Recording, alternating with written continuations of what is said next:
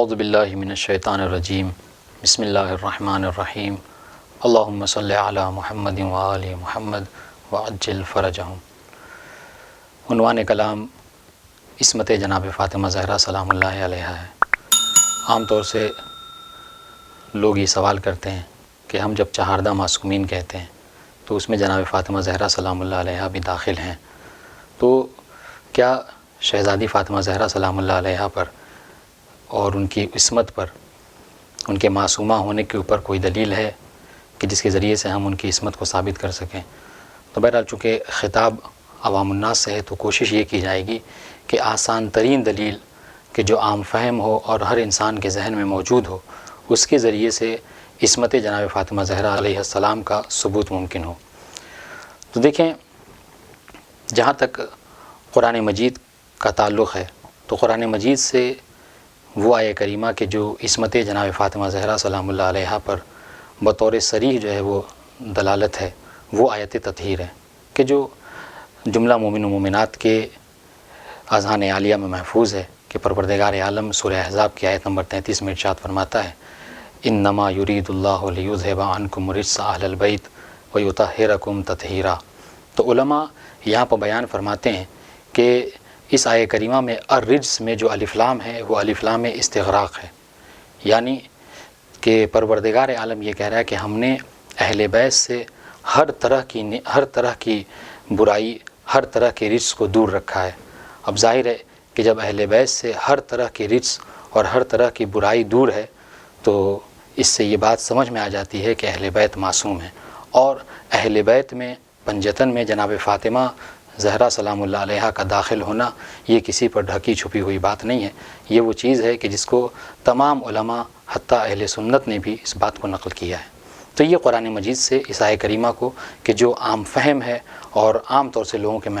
ذہن میں محفوظ ہے، اس سے اس بات کو پیش کی جا سکتی ہے۔ دوسری بات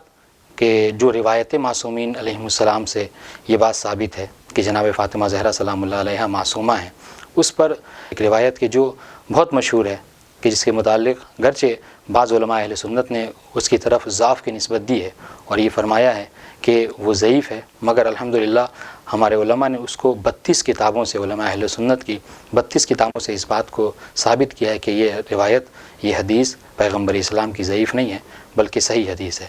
وہ حدیث کیا ہے؟ وہ حدیث کہ جس میں پیغمبر اسلام جناب فاطمہ زہرا سلام اللہ علیہا کو مخاطب کر کے یہ ارشاد فرماتے ہیں اے فاطمہ ان اللہ یرضی لرضا کے ویغضب لغضبک، اے فاطمہ اللہ آپ کی مرضی میں راضی ہوتا ہے اور آپ کے غضبناک ہونے سے غضبناک ہوتا ہے۔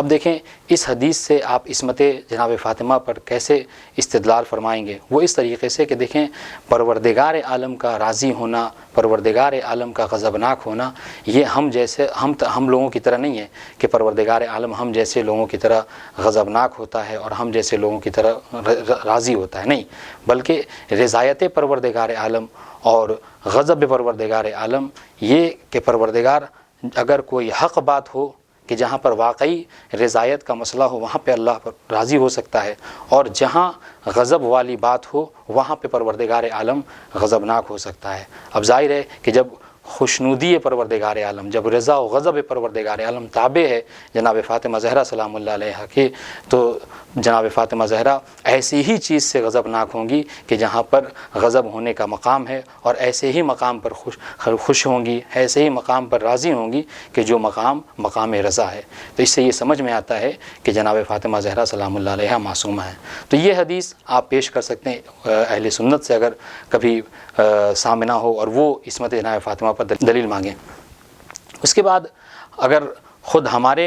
اگر چاہنے والوں میں، ہمارے شیعوں میں اگر کوئی ایسا ہے کہ جو عصمت جناب فاطمہ پر دلیل کا طلبگار ہو، تو اس سے باقاعدہ طور پر امام حسن عسکری علیہ السلام کی یہ حدیث پیش کی جا سکتی ہے کہ جس میں 11ویں امام یہ ارشاد فرماتے ہیں کہ نحن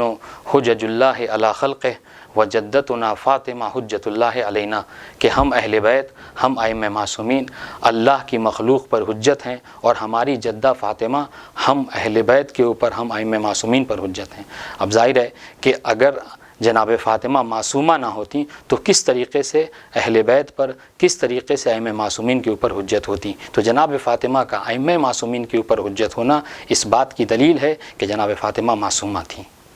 اس کے بعد ایک چوتھی دلیل کہ جو، اور یہ ساری وہ دلیلیں ہیں کہ جو عام طور سے انسان کے ذہن میں محفوظ ہیں۔ وہ دلیل کیا ہے؟ چوتھی دلیل کہ جناب فاطمہ زہرا سلام اللہ علیہا کا جناب مریم سے افضل ہونا۔ جناب فاطمہ، اور یہ ایسی چیز ہے کہ جس کے اوپر علماء نے بہت ساری کتابیں لکھی ہیں، بہت سارے مقالے لکھے گئے۔ اکثر آپ اس بات کو سنتے رہتے ہیں کہ جناب فاطمہ جناب مریم سے افضل ہیں۔ کیوں؟ اس لیے کہ جناب مریم سیدہ تھیں مگر اپنے زمانے کی عورتوں کی، مگر جناب سیدہ بقول مرسل اعظم سیدہ ہیں اولین و آخرین کی خواتین کی۔ تو اب ظاہر ہے کہ جب جناب سیدہ افضل ہیں جناب مریم سے اور جناب مریم معصومہ تھیں تو جناب سیدہ بھی حتماً معصومہ ہوں گی۔ پروردگار عالم کی بارگاہ میں دعا ہے کہ معبود ہمیں صحیح طریقے سے